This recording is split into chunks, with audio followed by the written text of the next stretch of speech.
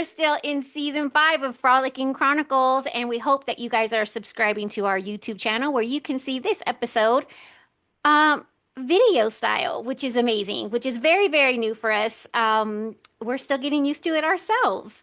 We are That, definitely getting used to yeah, it. that said, today's podcast, number one, I'm going to say welcome officially to Frolicking Chronicles, where we're going to do a little brief reintroduction of who Tamantha and I are. And then we're going to get into our paranormal hot topics. Sis, our paranormal, supernatural interest began as very little kids. Our mom is from Detroit, Michigan, where she grew up in a Polish neighborhood around a church community, St. Stephen's, and where she lived in a three generational home. Not the three generational that we're accustomed today, where grandma, mom, and dad, and the kids live, but where the spirits, great spirits, Lingered. current current human beings all coexisted. And our mom would tell us stories from when she was a little girl, where she would have the spirits talking to her when she would be playing her vinyl records in the attic. They would come to her in moments to warn her, to stress for her to protect herself. If some of you guys watch our Instagram lives, you guys have met our mom, Robin Hine. She The goes book club by specifically. Book Club specifically, Robin Kean on Facebook. She just has two publications that are roaming around, I think, between Amazon and Google type of things. So she is a published author now, where she contributes to these different short stories. Congratulations. And so we're so proud of her. And yeah, her humble beginnings began in Detroit, Michigan, where she grew up in the Catholic faith. And that also translated into a lot of the supernatural crazy, if you will, that has surrounded Samantha and I our whole life. We were brought up Catholic. So we made our sacraments and then including marriage. If you guys didn't know, we get baptized, we have a first communion, we have a confirmation as a teenager, and then we get married. And so far, that's the last sacrament because the next ones And start right, to get, and is reconciliation in there as well? yeah. Yeah. So So for us, the paranormal has always been, and it will continue to be. We're very, very faithful, and we believe in a higher power. And also, that said, Tamantha and I have been very immersed in historic preservation, visiting different historic homes throughout the United States. Tamantha, and she can speak a little bit more on this, has spent a significant amount of time in New Orleans. In fact, that's where we spent our honeymoon.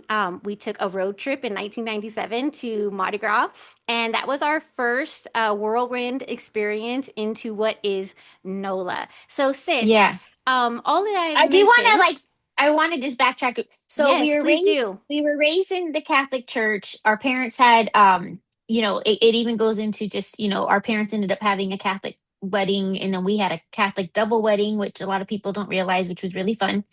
And we are, I want to emphasize what's considered some tiny Catholic, because we both do enjoy Pope Leo, we both enjoyed Pope Francis, but of course we have queer people in our family, so we are all accepting, and we don't think one faith is better than another faith, and we embrace all cultures. And so I just want to be clear on that. So this is not that kind of podcast.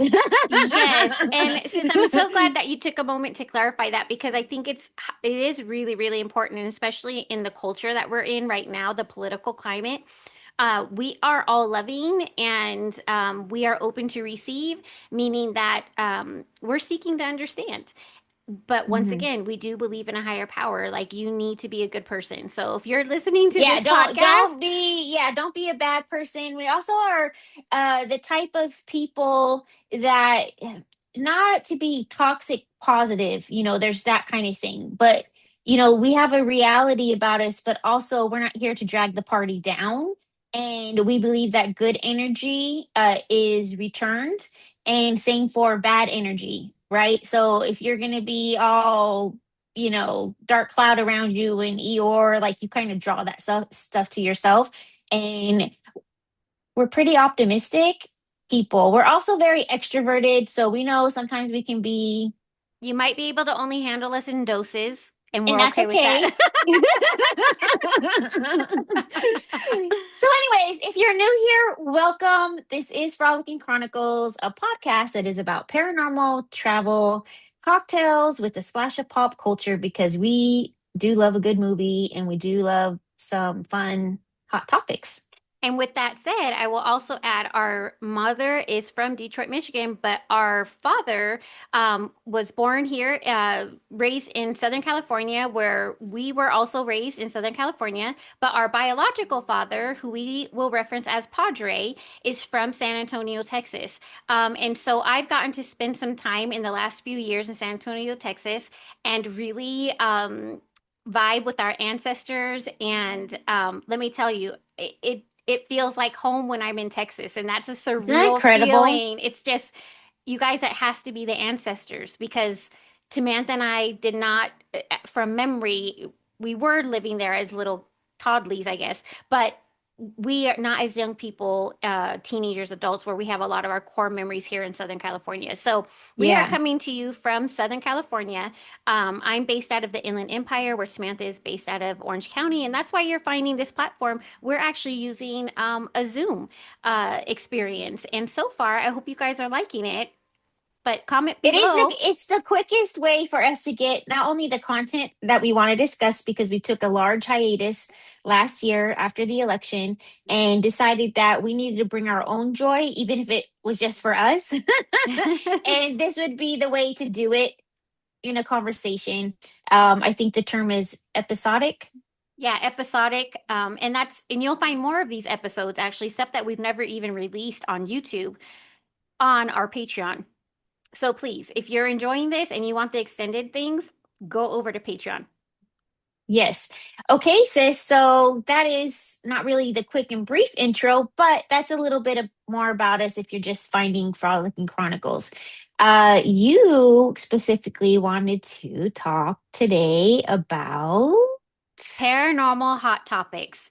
And we sure did get a few people who chimed in on your Instagram reel. And a lot of what people had to say was really valid, but we won't be able to cover it all in this one episode. So I think we're going to kind of break down what we're going to talk about today and then maybe have either the extended conversation, but also maybe additional episodes because there's a lot of things happening Yeah, in the because paranormal world. some of the responses were also kind of specific to locations Hmm. versus just, I want to say, what is it, the water tower, The water cooler. conversation. There you go. Water cooler conversation where did you hear? Yeah. And I think today is going to be more about did you Did hear you about? hear? Yeah. And not that we're gossipers because we don't really love gossip, but there are some things that we cannot deny is being discussed. And I guess I'll just go first because, to be honest, we can no longer just s- ignore the fact that people are seeing these crazy meteors in the sky, which Yes. some of them, though, are actually just airplanes and contrails, in sunset. And so you just can't believe everything posted because somebody thinks they saw a UAP or something. But there's definitely something going on with a lot more activity in the sky, which led me down two things. The first one I'll say is that I never knew that allegedly there is a under the ocean, in the ocean UFO base between Malibu coast and Catalina. Have you heard about that? Sis, I'm going to say, I think you knew about this and you forgot about this because I believe we talk about it in one of our UFO weird things in our earlier seasons that kind of came into the conversation when we were talking about the strange stuff we would see on the Pacific Ocean from Yes. Hawaii to Alaska. And so I love that you brought that up because, sis, can I tell you?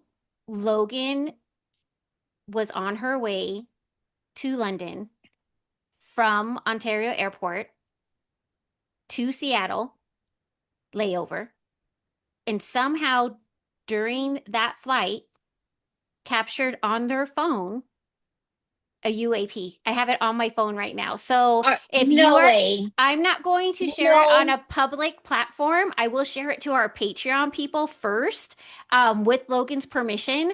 But literally, our phones were blowing up as soon as they landed at the airport and had a signal to share the video with us. And It's a nobody trip. texted Auntie T? No, because I didn't want it. Well, and here I am sharing I'm her just giving you a story. hard But you know time. what I'm saying? I'm like, oh my gosh, that you just brought that up right now because that literally just happened 2 days, 3 days ago maximum. Okay, so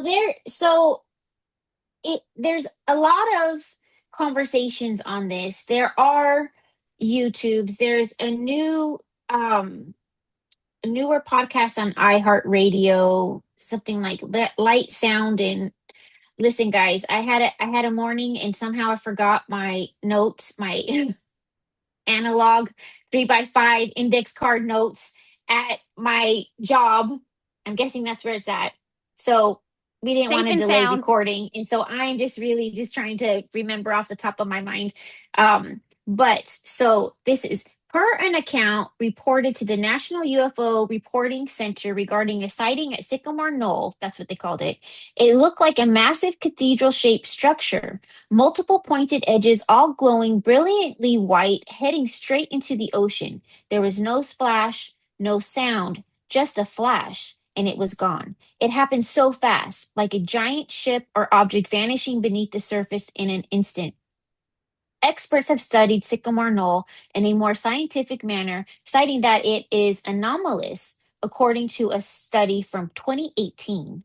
At the boundary between the Western Traverse Ranges province and intercontinental borderland of Southern California, strain is partitioned across the sinistral oblique Anacapa Dome fault system. Sycamore Knoll, a pop-up structure 20 kilometers west of Point Dume in the hanging wall of the north dipping Anacapa Dome fault, stands out as an anomalous bathymetric high along the Southern California coast.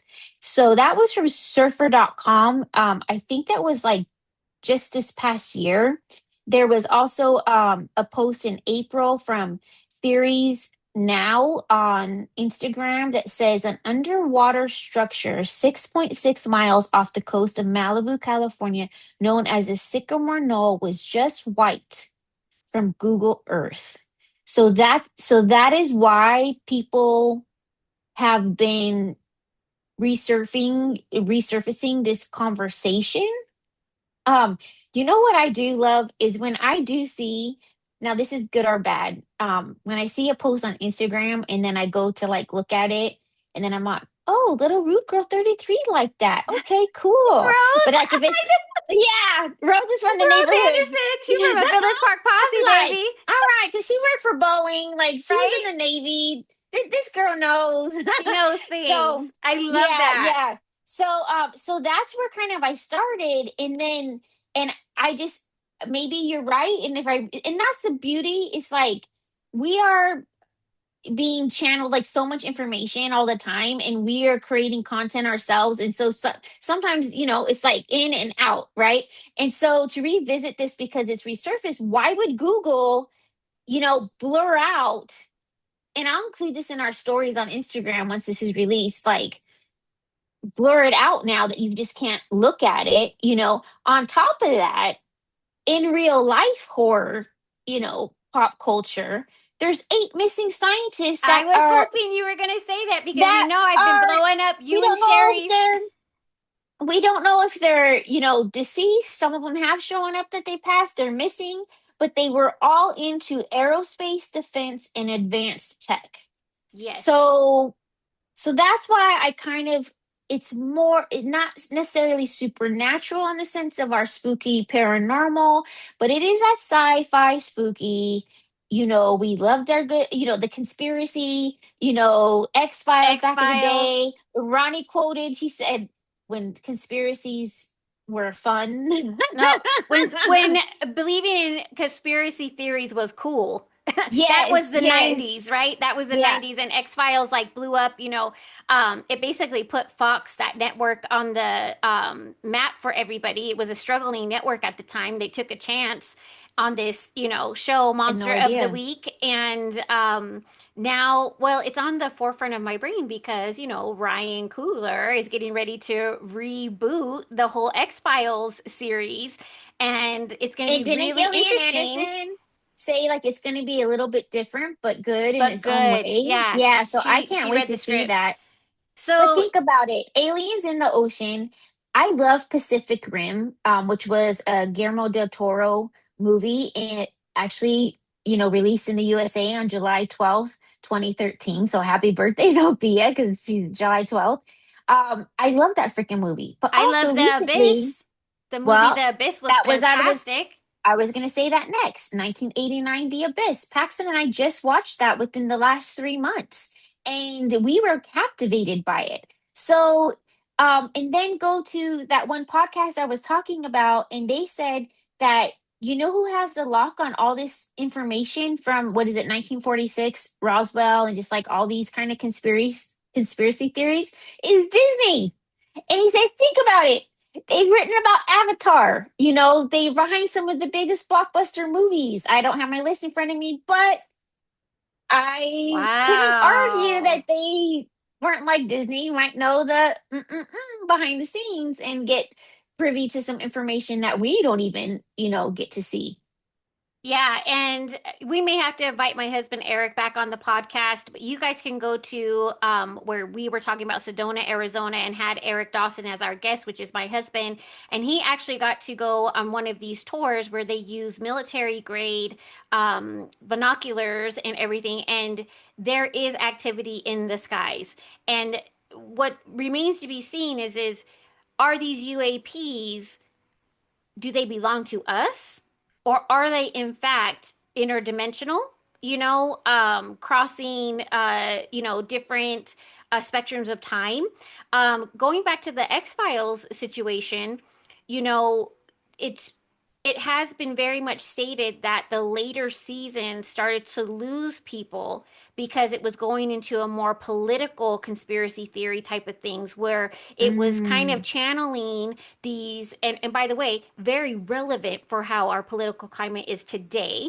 um, and so I'll share that YouTube video that I watched on our playlist, because I don't, it's, to me it's going to be like you could actually really go down a rabbit hole with it, because I think X-Files was onto something then that's once again relative to what we're living through now, where wars are being staged and happening. And if we think about Hiroshima and the nuclear bomb that went off, God bless all the people who lost their lives and lived decades and generations having to recover and heal from that trauma, both physically, mentally, all of those things. But there is a conspiracy theory that these nuclear bombs were set off to create these uh, time continuums or jump time things, where this is where the UFOs could come into our hemisphere, our universe, jump these portals, whether it be wormholes or, I'm not a Look scientist, so no I don't know. further than Thor Ragnarok, or some of these But Thor movies and in is wormholes. when we're talking about, quote, weapons of mass destruction, and we're creating wars, and so is there a bigger thing at play here than we're privy to? We have these 8 scientists or military leaders who are involved in nuclear science, weapon grade, things. It would be great Tech. to have Rose on the podcast if she knows anything about that kind of stuff. But really, it caught my attention, and this is, when was X-Files with the guy was saying David Duchovny, and I always said David Duchovny. So somebody in the comments tell me what's the right way to say his last name. But um, they said that's why they started to lose viewership in the later things. Is people didn't want to deal with the politics and stuff like that. But it's just kind of very curious now after living through, Wow. George Bush, Jr. and, weapons of mass destruction and like all these things. And I actually liked George Bush Jr. more in his later years. He was a brilliant painter. He was always about immigration George W. reform. Yeah, George W. And I love him and Michelle Obama's bestie friendship, this kind of thing. But that being said, guys, comment below if Can't you say have. that after, learning more about Dick Cheney and his administration and having served during that time, Hmm. I'm not quite a fan of George W. Bush. I'll say that for our friends out there that know, the underlying, he seems personable enough. We know people that have met him and worked with him in real life on projects, but Yeah. I wish he So would have spoke out against Trump. I'll say that. yeah, sure. But what I'm saying is that when we don't have that Area 51 type of knowledge, we don't have all of that thing. It just begs the question, besides wars creating people make money off wars. That they're making these billionaires are making money when we're in war. And so we're not Yeah. for war. And that thing being said is that when you watch that X-Files episode and you go, "Oh my God, could this actually be like some weird thing with the aliens?" I mean, You'll have to I put don't that in our know. maybe in our show notes or extended because I don't know what episode that quite is. I can't remember when Do we you kind of know fell who's in off that from the episode? X Files. You know who's in that episode? The guy who played Nev Campbell's husband in Scream 7? That Oh, that her husband? is that the Josh Tosh Bonoli guy I don't or know what is his his name. name? I'd have to look it up. Yeah. But anyway, he's actually in that season of X-Files and he's like one of the, I think, a news anchor or something like that. It was really, really fascinating. Well, Okay, I so think that that's we're a going to have major to hot topic. continue. Yeah, I think that we are going to explore this even more and we will, table top it for now or put it on the back burner because the challenge of this episode was that Ronnie and I would bring to two Joel McHale is his topics. name. Oh, Joel Joe McHale. McHale. Yeah, he Yeah, was he's on, I great. think he I was love on him. Tosh Point Oh or one of those shows, Suit the Soup, something like that Yes, the years ago soup. when Yeah, E, yeah, yeah. yeah, when Yeah, yeah, E yeah. was good, kind of like what we're doing now. Yeah, so So, cool. okay. So was that one of your hot topics that you like? That Did we was do one a of my twinning? that was So one of that's my a hot twinning. topics. Yeah, so we were both on the same page for that. Um, all right. What other hot topic did you have? I know you said we should have one or No, two. you need to say one now I because need I to say said one. mine, even though Okay, you guys, agreed with it. I've been trying to find more information on this and I am at a loss. So, if you guys have information, I'm asking you, almost begging you to please comment below. And or if you don't feel comfortable commenting below, send us an email at frolickingchronicles@gmail.com. Um, I need to know more about why people are not talking about Zac Baggins and all the allegations. We're talking about paranormal hot topics, guys. I guess on TikTok, there's a lot of things about it, but we're not really on TikTok like at all. Um, Mm-hmm. and Holly Madison came out and she basically alleged that one of her exes was, she didn't name a name, but those of us in this genre, connecting the dots, really feel that she's speaking about Zach Baggins and that he was not only cheating on her with like several other women, but that he was recording them in intimate moments without their consent, which is hugely concerning. And nobody's talking about it. Like, I don't get it. And Samantha knows I've been a long time fan of Zach Baggins, so this really like shook me a little bit, like a lot of bit actually. Because I kind of feel like I watched him grow up, and my daughter, could recite the intro to that show at a very very young age. We just always had it. I had like on a Saturday morning or Sunday morning, it's like coffee and ghost shows and all of that. I And think you so, and Wanda Lacone are like my only two people that'd be like, that's how I relax to that show. And I'm like, maybe just get a white noise machine. I don't know because that's well, like such there's a more noise. to it. I think it's Um, because you learn about the historic, but well, in theory, you're learning about the historicness of a museum or a house or a the Yost location. Theater. Yeah, Okay. that type of thing. So, but I did want to say bravo to you because it is really hard as a fan of anybody to, when we find out bad news about them, Hmm. to challenge our perceived thoughts, or perceived original, living in these parasocial relationships, I think is how they refer to it. And, it's not new news for those who know me. And you can even listen to our Black Dahlia episode with the Graveline tours. I don't know if I that clip where I'm like, I don't like Zach Baggins. I've never been a fan of the Ghost Adventures show per se, where I needed to watch it every episode, or like, because they also have a lot of seasons. I am a Ghost Bros fan. Yeah, That's the show I wish I'm that glad I would shared them with you. come. Yes, I wish I that watched would. all the shows. Yeah, I wish that show would come back. To your point, I was alarmed, sadly not surprised that he is the creep that he is. Believe women. That's where we're at. Agree. I believe women. I think what's so also shocking that nobody's talking about it is that his his ghost brother, if you will, Aaron Goodwin, just went through that whole trial with his wife, who basically hired someone, who was an inmate, a prisoner, to murder her husband. And so there's been like drama within the That is a ghosted. true crime crossover. Yeah. And so Jesus. to me, I'm like, is Zach Bagan so powerful on these networks? I don't know if it's Travel or Discovery. I can't remember which It's what comes on Discovery it. Network. Yeah. Um, that nobody's talking about this. I mean, I'll also share the video that really went into length with a paranormal investigator that befriended him on social media. He like basically slid into her DMs. Of course, she was excited. They started dating. She starts finding out that he's actually still with Holly. Just bad, bad, bad, bad, bad, Oh, bad, bad yeah, that's news. right. And I would not have learned about it if it wasn't for our gal pal, our bestie, Yaelin, who is a very big fan of the Girls Next Level podcast and also Ghost Bunny podcast. And Holly Madison had actually shared it in her story. Once again, did not name names.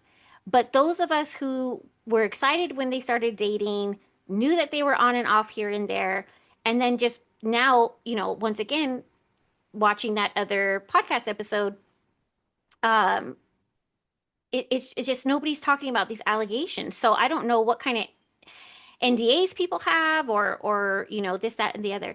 All right, guys. At this point in time, we're going to say if you'd like to listen to the remaining part of this podcast, you can find it on Patreon. For our $5 tier, you guys will get the whole episode and then also everything else that we decide to talk about in an extension of this particular paranormal hot topics.